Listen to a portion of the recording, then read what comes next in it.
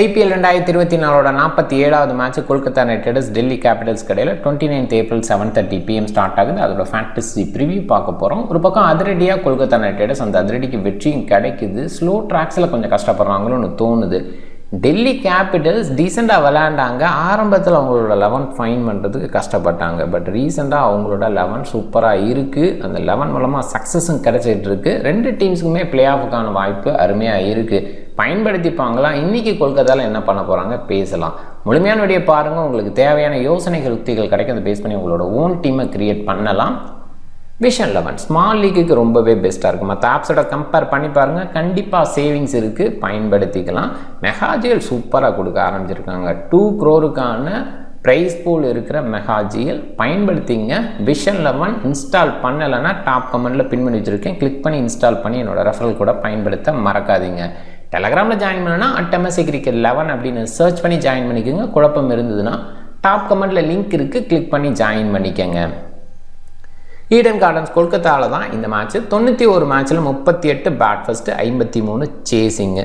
Chasing preferable, dew factor அடிஷ்னலாக கன்சிடரபிளாக இருக்குது. சில நேரங்களில் டியூ இல்லாமல் இருக்குது. ஆன் டைமில் பார்த்துக்கலாம். 167 ஆவரேஜுங்கும் போது கண்டிப்பாக சூப்பர் பேட்டிங் ட்ராக்கு. குறிப்பாக இந்த சீசனில் கண்ட்ரோலே பண்ண முடியாத அளவுக்கு பேட்டர்ஸ் என்ஜாய் பண்ணி போகிற மாதிரி ட்ராக்ஸ் கொடுத்துருக்காங்க. தொடர்ந்து இந்த இடத்த பார்க்கும்போது கொஞ்சம் போரிங்காக கொடுக்குற ஃபீல் இருக்குது. 261 அடிக்கிற அந்த ஸ்கோரையும் சேஸ் பண்ணி ஜெயிக்கிறாங்க.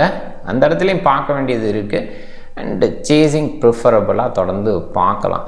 அண்டு ஸ்கோரிங் பேட்டர்ன் இந்த விஷயங்களெல்லாம் யோசிக்கிறத விட நல்ல பேட்டிங் ட்ராக் கன்சிடர் பண்ணி யோசிக்கிறதே பெட்டராக இருக்குது. கொல்கத்தா அந்த மாதிரி தான் இந்த சீசன்லேயும் போய்கிட்டு இருக்கு. அண்ட் ஓவராலாக நல்ல ஸ்கோர் வரும் அப்படின்னு யோசிச்சா கூட ஆன் டைமில் ட்ராக்கை கொஞ்சம் பார்த்துங்க. கொஞ்சம் ஸ்லோயராக எது இருந்ததுன்னா அப்போ ஸ்பின்னர்ஸுக்கு சப்போர்ட் கிடைக்கலாம். குறிப்பாக டியூ ஃபேக்டர் இல்லை அப்படின்ற அந்த ரிப்போர்ட் இது இருந்ததுன்னா செகண்ட் ஹாஃபில் கொஞ்சம் ஸ்பின்னர்ஸுக்கு சப்போர்ட் கிடைக்கலாம். என்ன மாதிரி டெம்ப்ளேட் யோசிக்கலாம்னா நல்ல பேட்டிங் ட்ராக் அப்படிங்கிற மாதிரி மைண்ட் பண்ணிவிட்டு டீமை செட் பண்ணால் பார்க்கலாம். இன்னொரு பக்கம் ஃபஸ்ட் ஹாஃபு நிறைய ஸ்கோர்ஸ் பண்ணுற மாதிரி செகண்ட் ஹாஃப் அடிக்க போய் கொஞ்சம் டவுன் ஆகிற மாதிரி டீம் செட் பண்ணுறது அப்படின்ற இன்னொரு டைப்லேயும் கொஞ்சம் யோசிக்கலாம். யோசிச்சு பாருங்கள். கொல்கத்தா நைட் ரைடர்ஸ் பாசிபிளாக அதை 11ஓட போவாங்க. ஒரு இடத்துல சமீராவுக்கு பதிலாக மிச்சல் ஸ்டார்க் மறுபடியும் வராரா அப்படின்ற அந்த இடம் யோசிக்கலாம். அனுகுல் ராயை இம்பாக்ட்ஸ் அப்பா யோசிக்கிறாங்க. பாசிபிளாக ஒரு பவுலர் சைடு யோசிக்கலாம். டாப் ஆர்டர் சக்ஸஸ் பண்ணுற மாதிரி இருந்தால் சுயா சர்மா மாதிரி ஸ்பின்னரை கொஞ்சம் உள்ளே கொண்டு வர பார்க்கலாம். இல்லை ஃபாஸ்ட் பவுலர் சைடு எதுவும் யோசிக்கிறாங்களா? ரகுவன்சி உள்ளே வந்தார். இந்த டீமுக்கு எகென்ஸ்டாக லாஸ்ட் மேட்ச் ஒரு 50 அடிச்சிருக்காரு அப்படின்ற அந்த இடத்துல அவர் தொடர்வார். நிதிஷ் ராணாவோட இன்ஜுரி அவருக்கு ஒரு வாய்ப்பை ஏற்படுத்தி கொடுத்துது. ஓரளவுக்கு ஆரம்பத்தில் பயன்படுத்தினா கூட ரீசெண்டாக அந்த சக்ஸஸ் கன்சிஸ்டண்ட்டாக இல்லை. நல்ல டெக்னிக் இருக்கிற ஃபீல் இருந்தால் கூட இன்னும் கொஞ்சம் கன்சிஸ்டண்ட்டாக ஷோ பண்ணலாம். சுனில் நரேன் இந்த அளவுக்கு பேட் பண்ணுவார்னு யாருமே எதிர்பார்க்கல. ஓப்பன் பண்ண வச்சார் கம்பீர். முதல் போட்டியில் அந்த ரன் அப்படின்ற இடத்துல கூட ரன் அவுட் ஆகிறார். இந்த மாதிரி விஷயத்தை பார்க்கும்போது அந்தளவுக்கு சிறப்பாக இந்த சீசனும் அவருக்கு இருக்காதுன்னு யோசிக்கிற இடத்துல பேட்டிங்கில் பயங்கர ஷோ. இன்னும் சொல்லப்போனால் அவர் பவுலிங்லேயே பெட்டராக பண்ணுவாரா அப்படிங்கிற டவுட் இருந்தது. சுனில் நாராயணோட எரா ஓவர் அப்படிங்கிற அளவுக்கு நம்ம ஃபீல் பண்ண இருந்தோம். ஆனால் சூப்பராக பேட்டிங் பவுலிங் ரெண்டுலேயுமே டிஸ்பிளே பண்ணுறார். சிறப்பாக இருக்கார். பிளிப்சால்ட் ரீப்ளேஸ்மெண்ட் பிளேயராக தான் வந்தார். அந்த இடத்துல பிளிப்சால்ட்டோட பேட்டிங் சூப்பராக இருக்கும். குறிப்பாக கொல்கத்தாவில் டாப்பில் செம்ம பர்ஃபார்மன்ஸ் கொடுத்துட்டு இருக்காரு. ரகுவன்சி ஏற்கனவே சொன்ன மாதிரி முதல் போட்டியிலே இந்த பர்டிகுலர் டீமுக்கு எகென்ஸ்டாக ஒரு 50+ அடித்தார். அந்த வகையில் ஓகே. ஸ்ரேயாஸ் மட்டும் கொஞ்சம் டஃப்பாக இருக்கார். இந்த பர்டிகுலர் கிரவுண்டில் அவரோட சக்ஸஸ் ரேட்டு ரொம்ப குறைவாக இருக்குது. அண்ட் ஸ்ட்ரைக் ரேட்டும் ரொம்ப புவராக வச்சுருக்காரு. அது அந்த டீமுக்கு மைனஸ்ன்னு யோசிக்கலாம். பட் குயிக்காக ஆட முயற்சி பண்ணுறாரு. அண்டு லெஃப்ட் ரைட் காம்பினேஷனை பேஸ் பண்ணி வெங்கடேஷ் ஐயர் முன்னாடி வரலாம். குறிப்பாக ஒரு லெஃப்ட் ஆர்ம் ஸ்பின்னர், இன்னொரு பக்கம் அன்னாத்தராக்ஸ் அப்படின்ற அந்த இடத்துல வெங்கடேஷ் ஐயர் மாதிரி பேட்டர் மேலே வரலாம். ஸ்ரேயாஸுக்கு மேலே இல்லை அங்குஸ் ரகுவன்சிக்கு மேலே. சுனில் நாராயண் எல்லையா அவுட் ஆனால் வெங்கடேஷ் ஐயர் லெஃப்ட் ஹேண்டர் அப்படின்ற லெஃப்ட் ரைட் காம்பினேஷன் மெயின்டைன் பண்ணி மேலே வரதுக்கு வாய்ப்பு இருக்குது. ஒரு டீசென்ட் பிளேயராக வெங்கடேஷ் ஐயர் இந்த சீசனில் இருந்துகிட்ருக்கார். ரிங்கு, ரசல் இவங்களோட அதிரடி நிறைய பார்க்கல. ரசல் ஒரு சில நேரங்களில் இருந்தால் கூட ரிங்கோட அதிரடி இன்னுமே பெஸ்ட்டாக பார்க்கல. இன்றைக்கி டே குறிப்பாக கொல்கத்தாவில் அவரோட அவுட்புட் பெஸ்ட்டாக இருந்திருக்கு. கொடுப்பாரா பார்க்கணும். ரமன்தீப்போட அதிரடி சில மேட்சஸில் இருந்திருக்கு. இருந்தால் கூட இவர் ஐடியலாக தான் யோசிக்கப்படுறாரு. அனுகுல் ராயோட பவுலிங் பேட்டிங் ரெண்டுமே சிறப்பாக இருக்கும். அவ்வளோவா சிறப்பாக யோசிக்க முடியாது. சமீரா, ஹர்ஷித் ராணா, சக்கரவர்த்தி இவங்கெல்லாம் சூப்பர் பவுலர்ஸ். குறிப்பாக ஹர்ஷித் ராணா அதிரடியாக ஒரு பவுலிங் அப்படின்றத ஸ்டார்ட் பண்ணுறாரு. ஸ்விங் பண்ணக்கூடிய எபிலிட்டி, அதே நேரத்தில் வெரைட்டி கொடுக்குறது அந்த ஒரு தன்மை எல்லாமே இருக்குது. ஸ்டில் அவ்வளோவா வந்து பவுலர்ஸுக்கு சப்போர்ட் கிடைக்கல இது வரைக்கும் அப்படின்ற இடத்துல கொஞ்சம் கஷ்டப்பட வாய்ப்பு. வருண் சக்கரவர்த்தியோட பவுலிங் டீசெண்டாக இருக்குது, நல்ல பவுலிங் கொடுத்துட்ருக்காரு. சமீரா இன்னைக்கு டே கண்டினியூ ஆவாரா? நல்ல பவுலிங் கொடுக்க முடியும், அந்த எபிலிட்டி அவர்கிட்ட இருக்குது, பார்க்கணும். டெல்லி கேபிட்டல்ஸ் டாப் ஆர்டரில் ஃப்ரேசர் மேக்கருக்கு, சாய் ஹோப்பு, கிறிஸ்டியன் ஸ்டப்ஸ் அப்படின்ற மாதிரி 3 ஓவர்சீஸ் பேட்டர் வச்சு போகிறாங்க. ஜென்ரலாக டெல்லி கேபிட்டல்ஸ் பார்க்கும்போது இந்தியன் பேட்டர்ஸ் டாப்பில் நிறைய இருப்பாங்க, பவுலிங் பேஸில் நிறைய ஓவர்சீஸ் இருப்பாங்க, ஆல்ரவுண்டர்ஸ் ஓவர்சீஸ் இந்த மாதிரி தான் நிறைய பார்த்துருக்கோம். இந்த சீசனில் நிறைய பேட்டர் சைடு அப்படிங்கிற மாதிரி போகிறாங்க. வார்னர் ஓகேவா இருந்தால் லிசான் வில்லியம்ஸையும் எடுத்துட்டு வார்னர் மேலே வர்றதுக்கான வாய்ப்பு அப்படிங்கிற மாதிரி கூட யோசிக்கலாம். இப்போ 4 ஓவர்சீஸு, அதில் ஃபார்ம் பேஸில் மெக்கருக்கு செம்மையாக இருக்கார். சாய் ஹோப்பு டீசன்ட் ஹிட்டிங்கை வச்சுருக்காரு. ஈவன் T20 அவரை ப்ரூவ் பண்ணுற மாதிரி சில விஷயங்கள் ரீசெண்டாக பார்க்குறோம். அண்ட் கிறிஸ்டியன் ஸ்டப்ஸை பொறுத்த வரைக்கும் செம்ம ஃபினிஷராக இந்த டீமுக்கு இருக்கார். இதில் வார்னரும் டாப் ஆர்டரில் வந்துட்டால் ஒரு ஸ்ட்ராங்கான பேட்டிங் யூனிட்டாக அந்த டீமை பார்க்கலாம். அண்ட் பவுலிங் பேஸில் இந்தியன் ஸ்பின்னர்ஸ் சூப்பராக இருக்காங்க. குறிப்பாக குல்தீப் அண்ட் அக்சர் எந்த அளவுக்கு குவாலிட்டி ஸ்பின்னர்ஸ் அப்படிங்கிறது நமக்கு தெரியும். அதில் பவுலிங் பேஸில் முகேஷ்குமார் இன்டர்நேஷ்னலில் பார்த்துருக்கோம். கலீல் வந்து ஐபிஎல்லில் ஸ்பெஷலிஸ்ட்டாக பார்க்கலாம். அடிஷ்னல் ஆர்டராக ரசிக் சலாம் ரீசெண்டாக செம்மையாக பவுல் பண்ணுறாரு. அவரோட வெரைட்டி வேரியேஷன் ஈவன் எக்கனாமியாகவும் ஓரளவுக்கு பரவாயில்லைன்னு வீசுகிற அளவுக்கு வீசிக்கிட்டு இருக்காரு. அந்த வகையிலேயே அவர் கொஞ்சம் பெஸ்ட்டாக பார்க்கலாம். இந்த டீமு ஓரளவுக்கு காம்பினேஷனை ஃபைன் பண்ணிட்டாங்கன்னு சொல்லலாம். லிசார்ட் வில்லியம்ஸ் இருந்தாலும் அவருமே நல்ல பவுலிங் கொடுப்பாரு. கண்டிப்பாக அந்த ஒரு விஷயம் பார்க்கலாம். இன்றைக்கி டேயில் லிசார்ட் வில்லியம்ஸ் தொடர்வாரா, இல்லை அந்த இடத்துல வார்னர் வந்தோடனே மேலே போயிட்டு ஒரு வேறு பவுலரை யோசிப்பாங்களா, குஷாகராவை தூக்கிட்டு வேறு பவுலர் சைடு போவாங்க அப்படின்னு எதிர்பார்க்கலாம். இது ஆன் டைமில் பார்க்கலாம். மேட்ச் ஃப்ளோ அப்படின்னு பார்க்கும்போது மோஸ்ட்லி ஒரு left hander top order out ஆகும்போது வெங்கடேஷ் ஐயரை ப்ரொமோட் பண்ண வாய்ப்பு. போன மேட்ச் ப்ரொமோட் பண்ணாங்க, குறிப்பாக ஒரு லெஃப்ட் ஆர்ம் ஸ்பின்னர் மாதிரி இருக்கிற இடத்துல ப்ரொமோட் பண்ணுவாங்க. இங்கே 2 லெஃப்ட் ஆர்ம் ஸ்பின்னர், ஒரு பக்கம் அன்ஆர்த்தடாக்ஸ், இன்னொரு பக்கம் ஆர்த்தடாக்ஸ் அப்படின்ற இடத்துல வெங்கடேஷ் ஐயரை ப்ரொமோட் பண்ணுறதுக்கான வாய்ப்பு இருக்குது. அண்டு ஒரு வேளை வெங்கடேஷ் ஐயர் அவுட் ஆனால் கூட ரிங்குவை மேலே அனுப்புறதுக்கும் வாய்ப்பு இருக்குது, லெஃப்ட் ஹேண்டரை கவுண்டர் பண்ணுறதுக்காக. இது கொஞ்சம் பார்க்கணும். அதர்வைஸ் ரசலை எனி டைம் ப்ரொமோட் பண்ணலாம் டாப் ஆர்டர் சக்ஸஸ் கொடுக்குற பட்சத்தில், இல்லாட்டி ரசல் அதே இடத்துல வரதுக்கான வாய்ப்பு.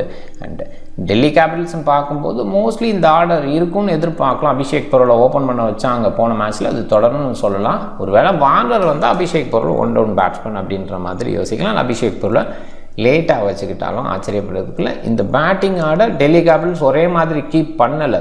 பிரித்திவ் ஷா, வார்னர் அப்படின்றத பார்த்தோம். இப்போ ஜேக் ஃப்ரைசர் மெக்கருக்கு ஓப்பன் பண்ண வச்சு வித் அபிஷேக் பொருளை இம்பாக்ட் சப்பா லாஸ்ட்டில் வச்சுருந்ததையும் பார்த்துருக்கோம்.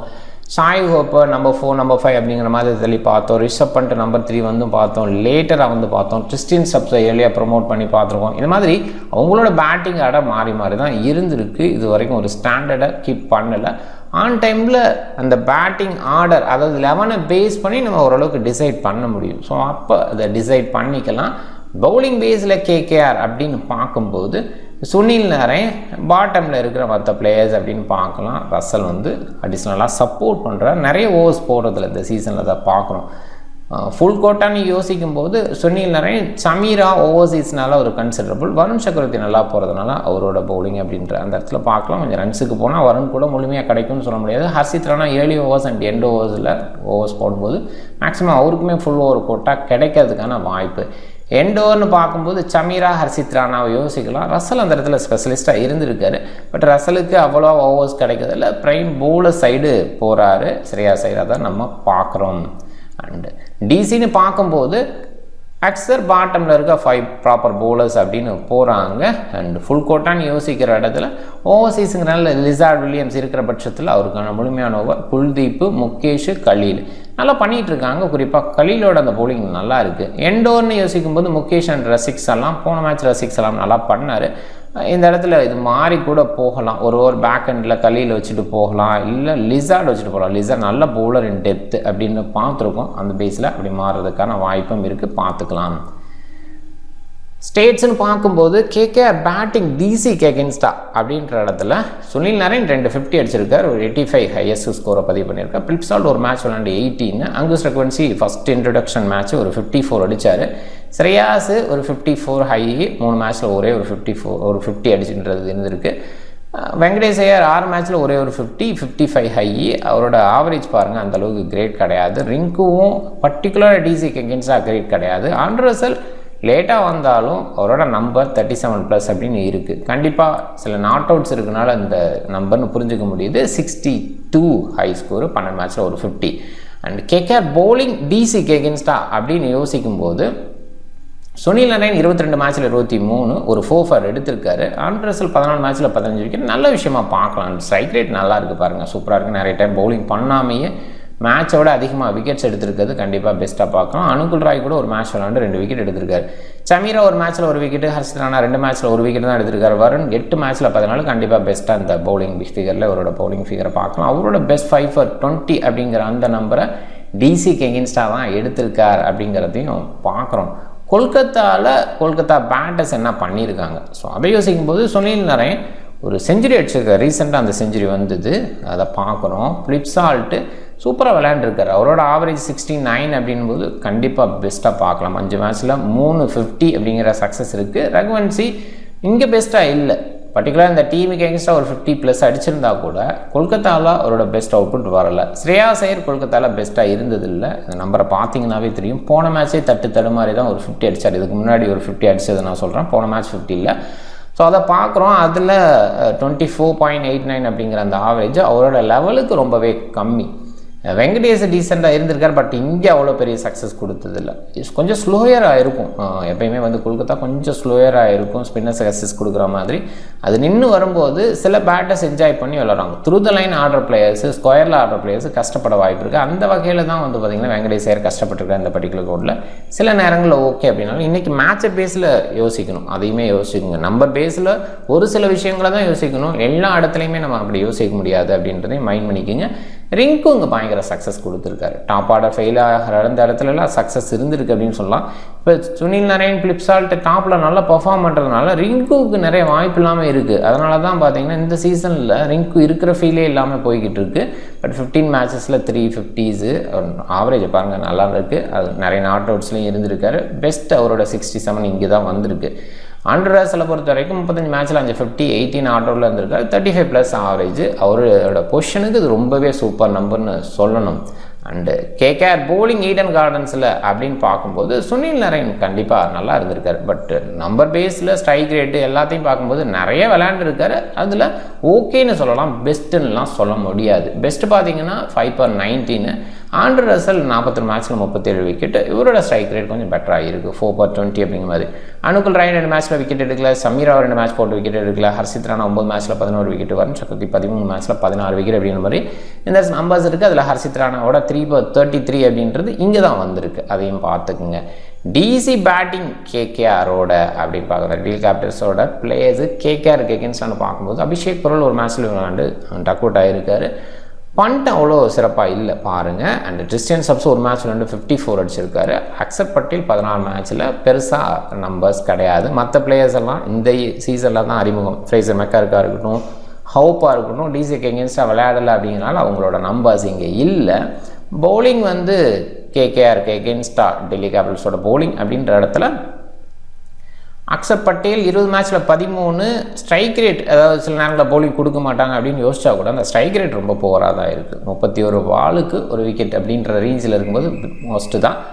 எங்கள் கம்பேர் பண்ணி பாருங்களேன், குல்தீப் எப்படி இருக்கார் பாருங்கள். ஸோ 3 மேட்ச்சில் 10 விக்கெட்டு அகேன்ஸ்ட்டு கேகேஆர் அப்படிங்கும்போது ஒரு வேறு லெவல் பண்ணியிருக்காரு. குறிப்பாக 2 மேட்ச்சில் 4 விக்கெட்னாலும் இன்னொரு மேட்ச்சில் 2 விக்கெட் அப்படின்னு எடுத்திருக்காரு. ஒவ்வொரு ஓவருக்கு ஒரு விக்கெட், 6 பாலுக்கு ஒரு விக்கெட் அப்படிங்கிற ரேஞ்சில் டச் பண்ணியிருக்காரு. 4 for 14 அப்படின்ற அந்த நம்பர் பெஸ்ட்டு. அது டிசிக்கு அகென்ஸ்டாக தான் இருந்திருக்கு, சாரி கேகேஆருக்கு எகென்ஸ்டாக தான் இருந்திருக்கு. ஏன்னா கேகேஆருக்கு இதுக்கு முன்னாடி விளையாண்டுருக்காரு அப்படின்றத ஞாபகப்படுத்துகிறேன். முகேஷை பொறுத்த வரைக்கும் ஒரு மேட்ச்சில் ஒரு விக்கெட், கலீல் 5 மேட்ச்சில் 8 விக்கெட். கலீல் அண்டர் ரேட்டட் பவுலராகவே பார்க்குறேன். இப்போயுமே வேர்ல்டு கப்புக்கு பேசும்போது கலீலை பற்றி அவ்வளோவா பேசுகிறதில்ல. நல்ல பவுலிங் கொடுத்துட்ருக்காரு அப்படின்றது தான் எங்கள் ஃபேக்ட்டு. ரசிக்ஸ் எல்லாம் ஒரு மேட்ச்சில் விக்கெட் இல்லாமல் இருந்திருக்காரு. டிசி பேட்டிங் ஈடன் கார்டன்ஸில் அப்படின்னு பார்க்கும்போது நான் ஏற்கனவே சொன்ன மாதிரி இந்த சீசனில் இருக்கிற பிளேயர்ஸு டாப்பில் inexperience players and Overseas players வகையில் இன்எக்ஸ்பீரியன்ஸுங்கிறோட ஐபிஎல் இன்எக்ஸ்பீரியன்ஸ் அப்படின்னு தான் சொல்லணும். ஸோ அந்த வகையில் இருக்கிறனால ரிஷப் பண்ட் அண்ட் அக்ஷர் பட்டேலோட நம்பர் மட்டும் தான் இங்கே இருக்குது. ரிஷப் பண்ட் ஓகேன்னு சொல்லலாம், ஆனால் ஆவரேஜ் பேஸில் ஓகேன்னு சொன்னால் கூட ஒரு 50 கூட அடிக்கல. அக்ஷர் ஆவரேஜ் பேஸ்லேயும் மோஸ்ட்டு தான் 21 + 1 + 0 அப்படின்னு தான் 3 இன்னிங்ஸில் ஆடி இருக்காரு. டிசி பவுலிங் ஏடன் கார்டன்ஸ் கொல்கத்தாவில் அப்படின்னு பார்க்கும்போது அக்சர் 5 மேட்ச்சில் 4 விக்கெட்டு, குல்தீப் 22 மேட்ச்சில் 21 விக்கெட்டு. இங்கே நிறைய பவுல் பண்ணியிருக்கார், நிறைய அடி வாங்கியிருக்கார். ஸோ கொல்கத்தாக்காக விளையாடும் போது சில நேரங்களில் அவருக்கு சக்ஸஸ் கிடைச்சதில்லை அப்படின்றது தான். இப்போ டெல்லிக்காக விளையாடும் போது தான் அவருக்கு ஒரு ஃப்ரீடம் கிடச்சிருக்கு, நல்ல பவுலிங் கொடுக்குறாரு. செகண்ட் வெர்ஷன் அப்படிங்கிற மாதிரி போயிட்டார் குல்தீப் யாதவ் 2.0ங்கிற மாதிரி.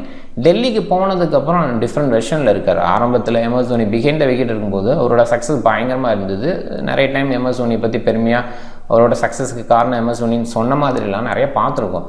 பட் ஒரு பாயிண்டில் எம்எஸ் தோனி ரிட்டைர்மெண்ட்டுக்கு அப்புறம் குல்தீப்போட பவுலிங் வந்து கொஞ்சம் டவுன் ஆச்சு. செல்ஃபாக ரியலைஸ் பண்ணி போடுறது அப்படின்ற வகையில் பெரிய சக்ஸஸ் இல்லை. குறிப்பாக கேகேஆருக்கு விளையாடும்போது அவரோட சக்ஸஸ் பெருசாக இல்லை. பட் டெல்லி கேபிட்டல்ஸ்னு வந்ததுக்கப்புறம் வேறு லெவலில் தெரிகிறாரு. இப்போ குல்தீப்பாக வேறு லெவல் பவுலர் அப்படிங்கிற மாதிரி ஷோ ஆகிட்டு இருக்காரு. 22 மேட்ச்சில் 21 விக்கெட்டு. இது இந்த நம்பர் வந்து கொல்கத்தாவில் அதுக்கு முன்னாடி கொல்கத்தாவையும் வெல்லணும் அப்படின்றதுனால குல்தீப் யாதவ் இன்றைக்கி கொஞ்சம் பெட்டராக கூட வரலாம். 4/20 அப்படின்ற அந்த நம்பர் இருக்குது. 21.24 இது வந்து பெஸ்ட் நம்பர் கிடையாது. இன்றைக்கி பெஸ்ட்டாக இருக்க வாய்ப்பு இருக்குது. கலில் ஒரு மேட்ச்சில் விக்கெட் இல்லாமல் இருந்திருக்காரு. அண்டு பேட்டில் பேஸில் யோசிக்கும் போது கேகேஆர் பேட்டர்ஸு டிசி பவுலர்ஸுக்கு எகென்ஸ்டாக அப்படின்னு பார்க்கும்போது ரசல் அக்சரு சுனில் நரேன், குல்தீப் யாதவ். ஸோ இந்த மேட்சப்ஸ் இருக்குது. ஸ்ரேயாஸ் குல்தீப் யாதவ் 2 டைம் எடுத்திருக்காரு. சுனில் நரேன் இனிஷியலாக கலீலுக்கு எகென்ஸ்டாக கஷ்டப்பட்டிருக்கார். ஸ்ரேயாஸ் ஐயரும் கலீலுக்கு எகென்ஸ்டாக, அண்ட் வெங்கடேஷ் ஐயரும் கலீலுக்கு எகென்ஸ்டாக அப்படின்னு மாதிரி கலீல் அக்சர் இவங்கெல்லாம் கொஞ்சம் சக்ஸஸை கொடுத்துருக்காங்க. குல்தீப்பும் சில விக்கெட்ஸை மிடில் எடுத்திருக்காரு. And DC batters and once again நிறைய பேட்டர்ஸ் இங்கே யோசிக்க முடியாது. ஏன்னா இந்த இயரில் ஐபிஎல் இன்ட்ரொடக்ஷன் பண்ண சில பிளேயர்ஸ் இருக்கிறதுனால ரிசர்வ் பண்ணிட்டு ஆண்ட்ரே ரசலுக்கு எகென்ஸ்டாக 3 டைம்ஸ். அது காரணம் ஆண்ட்ரே ரசலோட அந்த ஸ்லோயர் பால் பவுன்சர். ஸோ அதில் ரிசர்வ் பண்ணிட்டு அவுட் ஆகிருக்காரு. அந்த ஸ்லோ பால் பவுன்சருக்கு ரீசெண்டாக அகென்ஸ்ட் பும்ரா அவுட் ஆனதும் பார்த்தோம். நிறைய டைம் பும்ரா அதை வந்து ஆயுதமாக பயன்படுத்துவார். ஒன்ஸ் அகேன் ஆண்ட்ரே ரசல் பண்ட்டுக்கு எகென்ஸ்டாக இன்ட்ரடியூஸ் பண்ணுறதுக்கான வாய்ப்பு அதை பண்ணுவாரா ஸ்ரேயாஸ்னு பார்க்கணும். ரிசர்வ் பண்ணிட்டு பொறுத்த வரைக்கும் வருண் சக்கரவர்த்திக்கு எகென்ஸ்டாகவும் 2 டைமு மிஸ்ட்ரி ஸ்பின்னில் மாட்டியிருக்காரு. அக்சருக்கு எகென்ஸ்டாக சுனில் நரேன் 2 டைம் ஒரு மேட்சப் பேஸில் இருந்திருக்கு. அண்ட் இது எல்லாமே ஸ்டேட்ஸு. கொஞ்சம் யோசிங்க. ஸ்டேட்ஸை முழுமையாக வச்சு போகாதீங்க. இன்றைக்கி மேட்சோடு அதை பொருத்தி பாருங்கள், சக்ஸஸ் கிடைக்கும். ஏன்னா இப்போ குல்தீப் வந்து கொல்கத்தாவில் பெரிய சக்ஸஸ் கிடையாது, ஆனால் கொல்கத்தா நைட் ரைடர்ஸுக்கு எகென்ஸ்டாக சக்ஸஸ் வச்சுருக்கார். இதையுமே கொஞ்சம் யோசிக்கணும். அப்போ முன்னாடி எப்படி இருந்திருக்கு, அந்த சக்ஸஸ்க்கு முக்கியமான காரணம் என்ன அப்படிங்கிற அந்த பாயிண்ட்டையும் யோசித்து பார்த்தீங்கன்னா அப்போ குல்தீப் எடுக்கலாமா வேணாமா அப்படின்ற டிசிஷனுக்கு வரலாம். இந்த மாதிரி எவ்ரி திங் அவங்களோட சக்ஸஸ் இதுக்கு முன்னாடி இருந்ததுன்னா அதுக்கு காரணம் என்ன அப்படிங்கிற அந்த பாயிண்ட்டையும் வச்சு பார்த்தீங்கன்னா டெஃபினட்டாக சக்ஸஸ் பயங்கரமாக கிடைக்க வாய்ப்பு இருக்குது. மைண்ட் பண்ணிக்கிங்க, அதை மைண்ட் பண்ணி விளையாட பாருங்கள். ஃபேண்டசின்னு பார்க்கும்போது பிக் பேஸில் இவங்களாம் டாபிக்ஸில் இருக்காங்க. கிட்டத்தட்ட டாபிக்ஸ் இருக்கிற அளவுக்கு தான் குவாலிட்டி இருக்குது. மீடியம் பிக்கில் குல்தீப்பை மீடியம் பிக் லெவலில் வச்சுருக்கிறது கொஞ்சம் டஃப்னு தான் சொல்லணும். கலீல், முகேஷ், ஹர்ஷித் இவங்கெல்லாம் வந்து கன்சிடரபிள் பிளேயர். அண்டு ஜிஎல் அடிக்கணும்னா இந்த பிளேயர்ஸை கண்டிப்பாக நிறைய கன்சிடர் பண்ணணும். அதில் அபிஷேக் பொருள் ஓப்பன் பண்ணுறாரு. ஸோ அண்ட் ஓப்பன் பண்ணாட்டி கூட கொஞ்சம் முன்னாடி வர்றதுக்கான வாய்ப்பு இருக்குது. ஒரு வேளை வார்னர் வந்தால் அவரோட ஆர்டர் எப்படி ஆகும் அப்படிங்கிறத கொஞ்சம் கெஸ் பண்ண வேண்டியது இருக்குது. அந்த இடத்துல பார்த்துக்கலாம். ரசிக்ஸ் எல்லாம் விக்கெட் டேக்கிங்கில் தொடர்ந்து இருந்துக்கிட்டு இருக்கார் ஒரு considerable. Chameera, Lizaad Williams 2 overseas bowlers இவங்களையுமே கொஞ்சம் யோசித்து போகலாம். ஜிஎல்பிக்கு இவங்களை கன்சிடர் பண்ணுங்கள். சேஃப்னு பார்க்கும்போது நல்ல பேட்டிங்காக இருக்குது. நல்லா டாப் ஆர்டரில் இருக்க பேட்டர் சைடு நம்ம கேப்டன் வைஸ் கேப்டன் போகலாம். சுனில் நரேன், மெக்கர் கண்டு ஃப்ளிப் சால்ட்டு நல்ல சாய்ஸஸாக பார்க்குறேன். இதில் அடிஷ்னலாக நம்ம ரிசர்வ் பண்ணிட்டு ரசல் இவங்களையும் யோசிக்கணும். ரிஸ்க் பேஸில் யோசிக்கும் போது ரிசர்வ் பண்ணிட்டு ரசல். பட் ஒன்ஸ் டாப் ஆர்டரில் சாய் ஹோப். இப்போ குல்தீப்பை கூட கன்சிடர் பண்ணலாம். ஏன்னா இந்த பர்டிகுலர் டீமுக்கு எகென்ஸ்டாக சக்ஸஸ் பயங்கரமாக இருக்கும்போது ஒரு 3 விக்கெட் அப்படிங்கிற ஒரு விஷயம் ஒரு வைஸ் கேப்டன் ரேஞ்ச் அளவுக்கு யோசிக்கலாம். பட் ரீசெண்டாக நல்ல பேட்டிங் ட்ராக்காக கொடுத்துட்டுனால ஒரு பவுலர் சைடு போக பயமாக இருக்குது. கிராண்ட் லீக் ட்ரைட்டில் ரிஸ்க் எடுக்கணும் அப்படின்னு யோசிச்சிங்கன்னா டெஃபினட்டாக குல்தீப் யாதவ் ஒரு கன்சிடரபுளாக பாயிண்ட் பண்ணிக்கங்க. டீம் பாருங்கள். Captain Sunil Naren, flip salt இங்கே நல்ல நம்பர் வச்சுருக்காரு. அந்த பேஸில் நான் யோசிச்சிருக்கேன். ஒரு 2 பேருமே ஓப்பனர் எப்படி எடுத்துக்கலாம், அந்த அளவுக்கு தொடர்ந்து சக்ஸஸ் கொடுக்க முடியுமா அப்படிங்கிற அந்த டவுட் வந்ததாலும் இல்லை கலீல் நல்ல பவுலிங் கொடுத்துட்ருக்காரு. இனிஷியலாக ஃப்ளிப் சால்ட்டை காலி பண்ணிட்டா என்ன பண்ணுறது, கொஞ்சம் வெரைட்டியும் கொடுக்குறாரு. அண்ட் இனிஷியல் ஸ்விங் ஆஃபர் பண்ணுற இடத்துல நல்லா பண்ணுறாரு அப்படின்ற மாதிரி யோசிச்சிங்கன்னா அப்போ சால்ட்டுக்கு பதிலாக மிடில் இருக்கிற சில பேட்டர்ஸ் ரிசர்வ் பண்ணிட்டு இங்கே பர்டிகுலராக சக்ஸஸ் பண்ணல. இந்த பர்டிகுலர் டீமுக்கு எகென்ஸ்டாக பெரிய சக்ஸஸ் இல்லை. அதனால் அவர் அவாய்ட் பண்ணி கூட கொஞ்சம் யோசிக்கலாம். சில நேரங்களில் அவர் அந்த இடத்துல மைனஸாகவும் ஆகிறாரு. அண்ட் வெங்கடேஷ் ஐயர் ரிஸ்க் ஃபேக்டரில் ஒரு லாஜிக்கு அண்ட் ஸ்டப்ஸ் ரொம்ப லேட் ஆகிறனால இவங்க 2 பேருமே ரிஸ்க் ஃபேக்டரில் தான் நான் யோசிக்கிறேன். பட் ஸ்ரேயாஸ் எடுக்கிற மாதிரி யோசிக்கிற இடத்துல கொஞ்சம் ரிஸ்க் எடுத்து பார்க்கலாம். ஏன்னா ஸ்ரேயாஸ் வந்து இந்த பர்டிகுலர் ரவுண்டில் பெரிய சக்ஸஸ் கொடுக்கல. ஒரு 50 அடிச்சா கூட அதுவே எத்தனை கேட்ச் மிஸ்க்கு அப்புறம் வந்தது அப்படின்னு அந்த மேட்சை பார்த்துருந்தா தெரியும். ஸோ அந்த மாதிரி இடத்துல இந்த 2 பிளேயரை எடுத்திருக்கேன். இது ரிஸ்க்கு, கண்டிப்பாக ரிஸ்க் ஃபேக்டர் அப்படின்ற பேஸில் தான் இந்த டீம். அண்ட் முகேஷ், குல்தீப், கலீல் ஓரளவுக்கு டீசன்ட் பவுலிங் கொடுக்குறாங்க. வருண் சக்கரவர்த்தி இந்த பர்டிகுலர் கிரவுண்டில் அவரோட ஸ்பின் பேஸில் பெட்டராக இருந்திருக்காரு. குறிப்பாக வருண் எடுத்துக்கலாம் அப்படிங்கிறதுக்கு ஓவர்சீஸ் பேட்டர்ஸ் டாப்பில் இருக்காங்க. அந்த இடத்துல வருண் சக்ஸஸும் கொடுக்கலாம் அப்படிங்கிற அந்த ஆங்கிளில் வருண் சக்கரவர்த்தி எடுத்திருக்கேன். நீங்கள் டிஃப்ரெண்ட் டீமை ட்ரை பண்ணுங்கள். இந்த வீடியோ பிடிச்சிருந்தால் லைக் பண்ணுங்கள், உங்கள் ஃப்ரெண்ட்ஸுங்களுக்கு ஷேர் பண்ணுங்கள். சேனலை சப்ஸ்கிரைப் பண்ண மறக்காதீங்க. மிக்க நன்றி.